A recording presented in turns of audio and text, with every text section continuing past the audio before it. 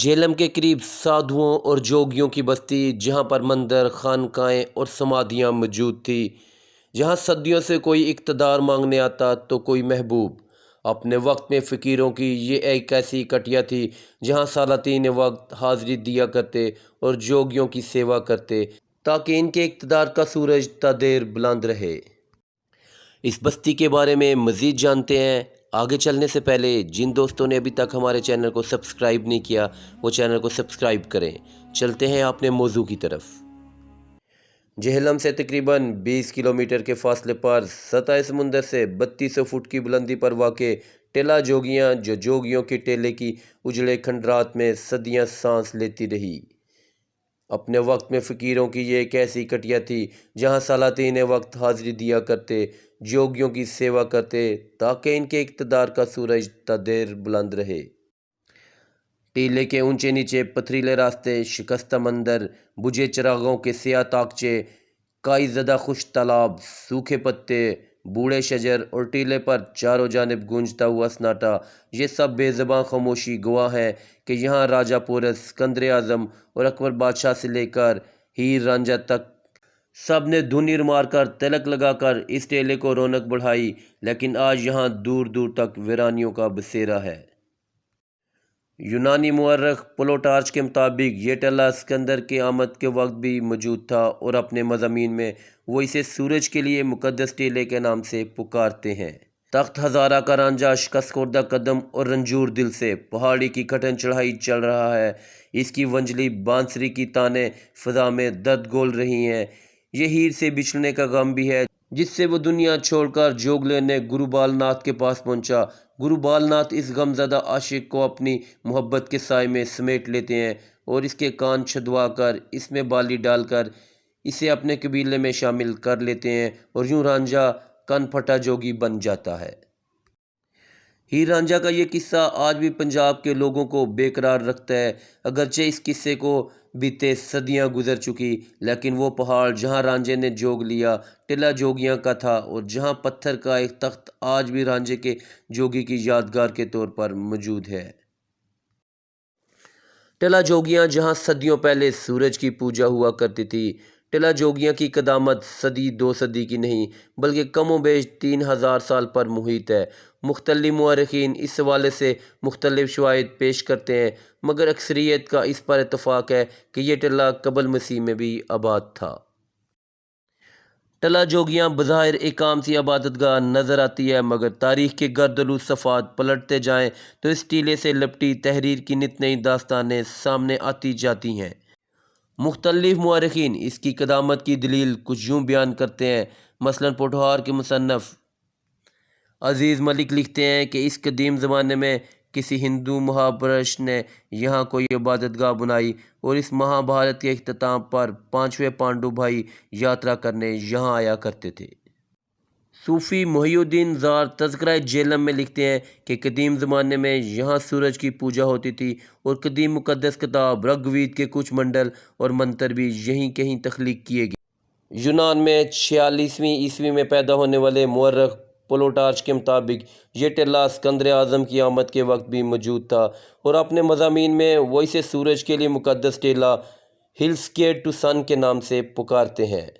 معروف مصنف مستنصر حسین تارڑ اپنے ناول منطق الطیر جدید کی ابتدا میں لکھتے ہیں کہ برطانوی فوجی افسر اور ماہر آثار قدیمہ الیگزینڈر کنگھم نے اپنی کتاب ہندوستان کا قدیم جغرافیہ میں اس ٹیلے کے حوالے سے ایک عجیب داستان کا حوالہ دیا جسے یونانی تاریخ داں پلوٹارچ نے اپنی تاریخ میں رقم کیا تھا۔ الیگزینڈر کنگھم نے اپنی کتاب میں لکھا کہ پلوٹارچ کے مطابق 326 قبل المسیح میں جب راجہ پورس سکندر اعظم کے ساتھ مقابلے کی تیاریاں کر رہا تھا تو ان کا ہاتھی سورج کی مقدس پہاڑی پر چڑھ گیا اور انسان کی آواز میں پورس سے درخواست کی کہ وہ سکندر اعظم کے مقابلے پر نہ اتریں۔ بعد ازاں اس پہاڑی کو ہاتھی کی پہاڑی کے نام سے بھی پکارا جانے لگا۔ مستنصر حسین تارڑ صاحب اپنے سفر نامے جوکالیہ میں لکھتے ہیں کہ سکندر اعظم کے تاریخ داں نے ٹیلہ جوگیاں کی پہاڑی کو ایلیفینٹ ماؤنٹین پکارا اور جب وہ خود ٹیلہ جوگیاں کی جانب آ رہے تھے تو واقعی دور سے اس پہاڑی کی شکل پر ایک ہاتھی کا شائبہ ہوتا تھا۔ جہلم پر لکھی انجم سلطان شہباز کی کتاب تاریخ جہلم کے مطابق ٹیلہ جوگیوں کو ماضی میں کوئی حال نات بھی کہا جانے لگا تھا۔ جہلم پر لکھی انجم سلطان شہباز کی کتاب تاریخ جہلم کے مطابق ٹیلہ جوگیوں کو ماضی میں کوئی حال نات بھی کہا جاتا تھا۔ ٹیلہ جوگیاں جس تاریخ کے بڑے بڑے نام جڑے ہیں۔ ٹیلہ جوگیاں تاریخ، مذہب اور روایات کی دھن میں لپٹا ایک ایسا تحریر سحر انگیز مقام ہے جس کی شکستہ دیواروں کے طاقچوں میں صدیوں پرانے بجھے چراغوں کی سیاہی دراصل اس وقت کی صفحات پر لکھی ہزاروں سال کی تاریخ کی انمٹ روشنائی ہے۔ یہاں کے مندر، سمادھی، تالاب اور گھنے اشجار سبھی تاریخ کے بڑے ناموں سے جڑے ہیں۔ بابا گرو نانک، گرو گورکھ ناتھ، گرو بال ناتھ، راجہ سلوائن، راجہ بھرتھہری، سکندر اعظم، مغل بادشاہ جلال الدین اکبر، نور الدین جہانگیر، غرض کہ ہر عہدے کے سلاطین اور ہر مذہب کے پیشواؤں نے یہاں حاضری دی۔ تاریخ میں ٹیلہ پر دو بڑے ناموں سے مشہور ہوا، گرو گورکھ ناتھ اور صدیوں بعد گرو بال ناتھ۔ کہتے ہیں کہ گرو گورکھ ناتھ نے اجین کے راجہ بکرماجیت اور سیالکوٹ کے راجہ سلوائن کے عہد میں یہاں بڑا ڈیرا لگایا اور مہا یوگی شیو دیوتا کی پوجا کو رواج دیا اور ناتھ پنتھ قائم کیا۔ راجہ بھرت ہری، پورن بھگت اور راجہ رسالو جیسی شخصیات کا تعلق گرو گورکھ ناتھ کے دور سے ہی ہے۔ ایک روایت یہ بھی ہے کہ ٹیلہ جوگیوں پر اس قدیم خانقاہ کی بنیاد کن پھٹے جوگیوں کے سلسلے کی بانی گرو گورکھ ناتھ نے 1 صدی قبل مسیح میں رکھی۔ یہ ٹیلہ تقریباً 2000 سال آباد ہے۔ گرو گورکھ ناتھ کا زمانہ شاید 15ویں صدی عیسوی رہا ہوگا، کیونکہ ٹلے اور رانجھا کے جوگ کا ذکر پنجابی نظم ہیر رانجھا میں بھی ملتا ہے۔ اس ٹلے سے وابستہ سب سے مشہور قصہ رانجھا کا ہے۔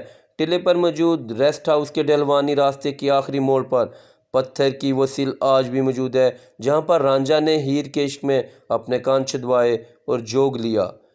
گرو بال ناتھ نے اس غم کے مارے کے بدن پر راکھ ملی اور کان میں مندر ڈال کر اپنا چیلا بنا لیا، مگر عشق کی آگ نے رانجھے کو یہاں بھی ٹکنے نہ دیا اور وہ جوگی بن کر ہیر کی تلاش میں سرگرداں رہا۔ اس ٹلے سے وابستہ ایک دلچسپ داستان پورن بھگت کی بھی ہے۔ برطانوی ماہر بشریات آر.سی. ٹیمپل کی 1886 میں شائع ہونے والی کتاب پنجاب کی لوک کہانیوں میں سیالکوٹ کے ایک راجہ سلوائن کی کہانی بیان کی گئی ہے جس کی 2 رانیاں تھیں۔ ٹیلہ جوگیوں کے حوالے سے ایک اور داستان جوگی راجہ بھی بہت مشہور ہے۔ جب راجہ بھرت ہری اجین کا حکمران بنا تو وہ 375 اور 380 قبل مسیح کا درمیانی دور تھا۔ ان کی بھی 2 رانیاں تھیں، سیتا دیوی اور پنگلا دیوی، اور دونوں بے حد حسین و جمیل تھیں، مگر بھرتھہری سینا کے حسن کا دیوانہ تھا۔ آج کے جوگیوں کے برعکس یہ جوگی علم و تحقیق میں مصروف رہتے۔ مختلف حوالوں کے مطابق ان جوگیوں نے دیسی طریقہ علاج آیورویدک متعارف کروایا۔ جڑی بوٹیوں سے علاج کا فن، علم نجوم کے علاوہ یوگا کی ایجاد اور قواعد و ضوابط انہی جوگیوں کی مرہون منت تھے۔ ٹیلہ پر رہنے والے یہ جوگی انسانی آبادی سے دور جنگلوں میں نایاب جڑی بوٹیاں تلاش کر کے ان سے ادویات تیار کرتے اور بیمار لوگوں کی خدمت کرتے۔ لوگ بھی ان جوگیوں کی بے حد عزت کیا کرتے۔ اس پہاڑی کی بلند چوٹی پر بیٹھ کر دنوں، مہینوں اور برسوں کا حساب کرتے۔ اس کے لیے وہ چڑھتے سورج کی شعاعیں ناپ تول کر دوپہر میں وہ قدرتی گھڑیاں بناتے۔ وقت کے تعین کے لیے 8 پہر بھی انہی جوگیوں کی مرتب کردہ ہیں۔ ٹلے کے اچھے وقتوں میں ہر سال 14 ماہ کو اس پہاڑ پر بڑی دھوم دھام سے شیو کی یاد میں میلہ منعقد کیا جاتا، جو انڈیا کے سب سے بڑے میلوں میں سے ایک شمار کیا جاتا تھا۔ میلے کے دنوں میں ٹلے کے چاروں جانب یاتریوں کے گھوڑے اور خچروں کی قطاریں نظر آتی اور رات کو چراغاں کا سماں ہوتا۔ قیام پاکستان کے بعد یہ جوگی جاتے ہوئے ہزاروں کتابوں کا ذخیرہ بھی اپنے ساتھ لے گئے۔ روایات کے مطابق یہاں گرو نانک نے چلا کیا۔ اس مقام پر ایک یادگار قائم کی گئی جو حیرت انگیز طور پر مزار قائد سے مشابہت رکھتی ہے۔ اس عمارت کو گرو نانک کی یادگار کے طور پر مہاراجہ رنجیت سنگھ نے بنوایا۔ اس عام آثار قدیمہ کی تباہی ان لوگوں کے ہاتھوں زیادہ ہوئی جو یہاں خزانے ڈھونڈنے آتے ہیں اور ان اہم آثار کو کھود ڈالتے ہیں۔ کہتے ہیں چند سال پہلے یہاں تک تالاب کے ساتھ 12-15 سمادیاں موجود تھیں اور تالاب کی شمالی جانب پیپل اور جنگلی زیتون کے گھنے سائے میں بھی کئی مندر اور سمادیاں تھیں۔ سطح زمین کی عمارات کے نیچے بھی ایک تہہ مزید پرانی عمارات کی ہے اور کہیں ملبے تلے محرابیں، کہیں بسیدہ دیواریں اور کہیں سیڑھیاں جو کسی گمگشتہ عمارت کے اندر اترتی ہیں۔ یہاں ہر پل ایک گمبھیر خاموشی طاری رہتی ہے جسے صرف ہوا کی سرسراہٹ یا پرندوں کی چہچہاٹ توڑتی ہے۔ مغل بادشاہ جلال الدین اکبر نے 16ویں صدی میں 2 بار اس مقدس پہاڑی کا دورہ کیا اور ان جوگیوں کے لیے عظیم الشان تالاب بنوایا۔ کہا جاتا ہے کہ جب بادشاہ ننگے سر اور ننگے پاؤں یہاں پہنچا تو اس وقت یہاں ہزاروں سادھو موجود تھے جو بادشاہ کو حیرانی سے تکتے تھے۔ تو اس کے جہانگیری سے بھی پتہ چلا کہ مغل بادشاہ جہانگیر نے 1607 میں کشمیر جاتے ہوئے قلعہ روہتاس میں پڑاؤ کیا تو شکار کی غرض سے ٹلا آئے اور یہاں دربار بھی لگایا۔ کہا جاتا ہے کہ یہاں آریاؤں کے دور کی بھی قیام گاہیں وادی جہلم میں تھی۔ چونکہ آریائی چاند سورج اور ستاروں کو ماننے والے تھے اس لیے ان کی عبادت گاہ کے لیے ٹلے کا اونچا مقام ہی بہترین ٹھکانہ ہو سکتا تھا۔ مورخین کا کہنا ہے کہ گرو بال ناتھ کا استہان جو ٹلے کے سب سے اونچے مقام پر بنا ہوا ہے، اس کے نیچے ایک غار ہے جس سے چند قدم کے فاصلے پر پہاڑ کی چوٹی پر ایک عبادت گاہ کے آثار ہیں جو ایسی جگہ پر ہے جہاں سے سورج اپنے طلوع سے غروب تک ایک خاص زاویہ بناتے ہوئے گزرتا تھا۔ بہت سے لوگوں کے ذہن میں یہ خیال آتا ہے کہ یہ ٹلہ کیوں اجڑا۔ دلی شہر کی مانند یہ تاریخی ٹلہ بھی کئی بار اجڑا اور پھر آباد ہوا۔ حالیہ تاریخ میں 18ویں صدی عیسوی میں احمد شاہ ابدالی نے اس ٹلے کو تاراج کر دیا، لیکن جب قتل و غارت کا دور ختم ہوا تو جوگی پھر لوٹ آئے اور ٹلہ پھر سے آباد ہوا۔ آخری بار 1947 کی تقسیم کے بعد اجڑ گیا۔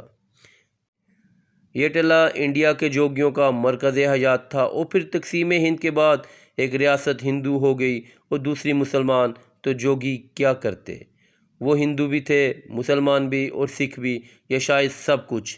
تو بس وقت وہیں رک گیا، تھم گیا اور ٹلہ پھر آباد نہ ہوا اور جوگی دھیرے دھیرے اس ٹلے کو چھوڑ کر چل دیے۔ 1947 کے بعد ٹلے پر موجود جوگیوں کا سپورٹ سسٹم ختم ہو گیا۔ یہاں باقاعدہ سکھوں کی کمپنی بنی ہوئی تھی جس سے ان جوگیوں کو مالی اور انتظامی مدد ملا کرتی۔ ریکارڈ کے مطابق 60% ہندو یا سکھ جوگی تھے جبکہ 40% مسلمان تھے۔ تقسیم کے بعد جب یہ واضح ہو گیا کہ یہ مسلمان ریاست ہے تو غیر مسلم جوگی یہاں سے رخصت ہو گئے۔ جوگیوں کا یہ ٹلہ برصغیر پاک و ہند میں مذہبی ہم آہنگی کی بہترین مثال تھی، جہاں پر ہر مذہب کے جوگی آزادی سے اپنی عبادت کر سکتے تھے۔ ہندو اور سکھوں کے لیے اس ٹلے کی بڑی اہمیت اور شاہد اب بھی یہ موقع ہے کہ ان قدیم آثار کو بحال کر کے مذہبی سیاحت کو فروغ دیا جا سکتا ہے۔ یہ تھا آج کا ولاگ جس میں ہم نے جانا تاریخی ٹلے کے حوالے سے جس میں ہندو، سکھ اور مسلمان جوگی قیام کیا کرتے تھے اور 1947 کے بعد یہ ٹلہ ہمیشہ کے لیے ویران ہو گیا۔ مزید تاریخی ویڈیوز کے لیے ہمارے چینل کو سبسکرائب کریں اور دوستوں سے شیئر کریں۔